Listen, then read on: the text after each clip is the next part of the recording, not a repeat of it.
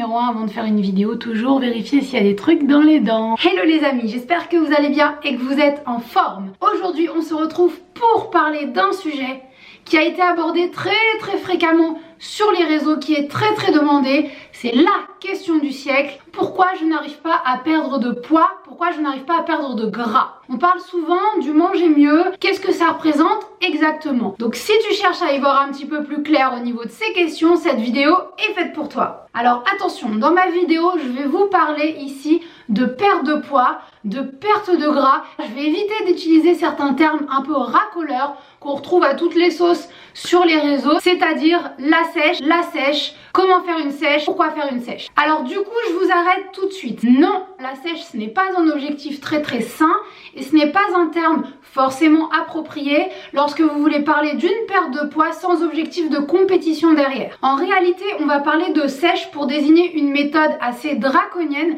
qui permet justement aux athlètes avant une compétition de perdre le maximum de gras tout en essayant de conserver le maximum de muscles pour afficher un physique sec et écorché. Du coup, vous conviendrez donc que ce n'est pas un objectif qui est envisageable si votre objectif est de rester fit toute l'année, car en dessous d'un certain taux de masse graisseuse bas, eh bien tout simplement votre organisme va être dans le mal et cela va avoir des répercussions négatives sur vos niveaux d'hormones. Sympa. Bref, assez parlé de sèche. Ici dans cette vidéo, on va décrypter pourquoi au bout d'un moment ça peut bloquer au niveau de la perte de poids et aussi à quoi cela est dû. C'est parti.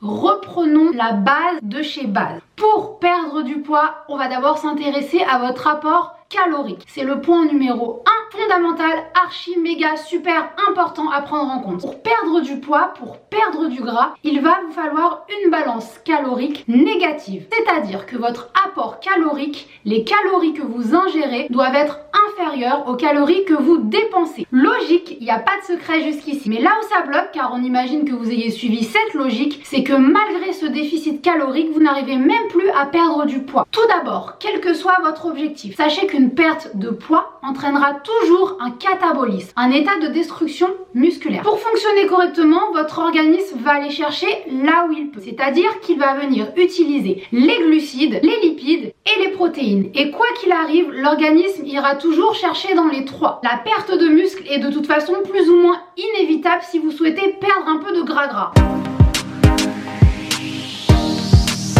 Le premier principe, super important puisque c'est celui qui va conditionner votre capacité à obtenir et à garder ces résultats, c'est d'y aller progressivement. Que vous ayez 5 kg à perdre, que vous ayez 15 kg à perdre, donnez-vous des objectifs progressifs, réalistes et pas excessifs. La perte de poids, ce n'est pas une course, il s'agit de rester productif tout en évitant les mauvais rapports avec l'alimentation. Dites-vous que perdre 1 à 2 kg par mois, c'est déjà très bien. Vous pouvez tout à fait perdre plus, mais au-delà, en plus de perdre du poids, vous allez perdre énormément de masse musculaire, mais il y a également de fortes chances pour que vous soyez frustré, que vous craquiez et que vous repreniez du poids par la suite, qui va du coup pas vous faire sentir un petit peu plus épanoui avec votre corps. Car oui, effectivement, c'est ce qui arrive souvent quand on va aller trop vite. Commencez déjà par baisser vos apports journaliers, votre total calorique de l'ordre de 15%, puis vous ajustez après.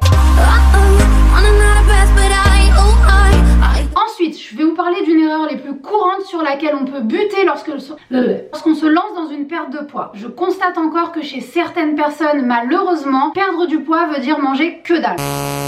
Alors qu'en réalité, manger mieux, remplacer vos aliments de base par certains aliments un petit peu plus sains peut parfois vous amener à manger plus. Prenons un exemple concret. Vous pouvez tout à fait ne pas manger énormément mais ne pas perdre non plus de gras si ce que vous mangez ce ne sont que des aliments transformés ou des aliments qui contiennent ce qu'on appelle des calories vides. Car tout ne va pas se jouer uniquement sur la quantité que vous ingérez, mais également sur la qualité des aliments que vous choisissez. Faites en sorte de choisir les aliments les moins transformés possibles, les aliments qui ont de meilleures valeurs nutritionnelles, les aliments qui vont vous garantir et un apport en macronutriments équilibré, mais également un apport en vitamines et minéraux.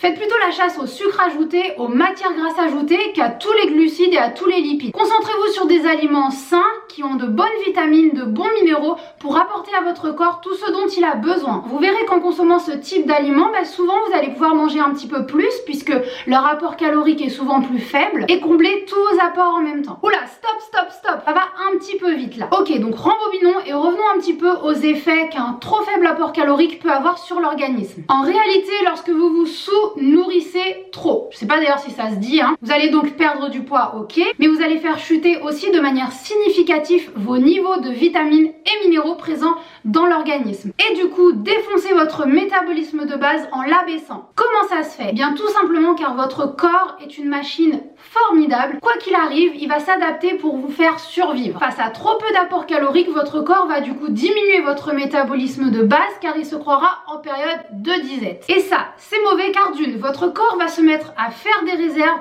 pour anticiper le manque que vous allez lui fournir. Il va donc stocker tout ce que vous allez lui apporter. Et de deux, votre corps brûlera encore moins d'énergie au repos. Bref, le cercle vicieux total. Une autre erreur classique lorsque l'on cherche à perdre du poids, c'est tout simplement de supprimer tous les gras de son alimentation. Sachez que le gras est essentiel au bon fonctionnement de votre corps, au bon fonctionnement de vos cellules, donc vous en avez besoin. Ce qui va nous intéresser ici, c'est les bons acides gras, les graisses non saturées, qui en plus d'être bonnes pour la santé, vont nous aider en quelque sorte à manger moins, puisque elles sont énormément rassasiantes. Elles vont envoyer un signal de satiété à votre cerveau, qui va se dire du coup, ah bah j'ai plus faim. Pour pouvoir perdre du gras efficacement, voici quelques conseils concrets. D'une, pensez à répartir un peu mieux vos apports caloriques sur la journée. Il vaut mieux faire 4 à 6 petits repas que 2 ou 3 repas très copieux. D'une part car cela stimulera votre métabolisme, régulera un petit peu votre niveau de production hormonale, mais également ça vous procurera un niveau d'énergie plus stable tout au long de la journée et vous n'arriverez pas au repas en train de crever la dalle et vous jeter sur n'importe quoi. Mangez des protéines en quantité raisonnable, mais n'oubliez pas également les fruits et les légumes pour l'équilibre acide-basique du corps. Rechargez de temps en temps en glucides car ça va vous permettre de ne pas vous retrouver physiquement à plat. Ça va vous permettre de relancer votre métabolisme et de reconstituer des réserves de glycogène au niveau des muscles.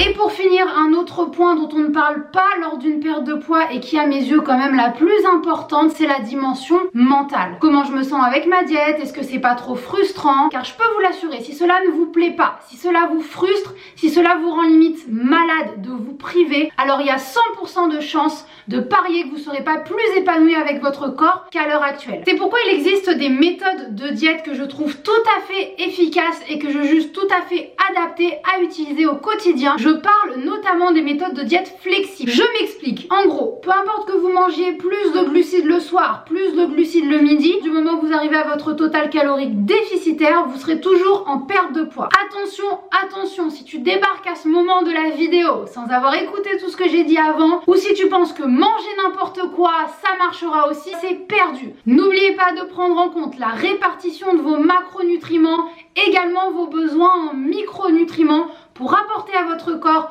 tout ce dont il a besoin pour le faire fonctionner le plus longtemps possible, car n'oubliez pas, un corps sain et durable, c'est la clé du succès. Voilà, c'est tout pour aujourd'hui. Je pense vous en avoir dit pas mal sur la chose. Si le contenu vous a intéressé, n'oubliez pas de lâcher un petit like pour le soutien, à commenter pour me dire si le contenu vous a plu, si vous en voulez d'autres de la sorte. Vous pouvez également me retrouver sur mes réseaux sociaux et on se dit à très bientôt pour de nouvelles vidéos. Ciao ciao.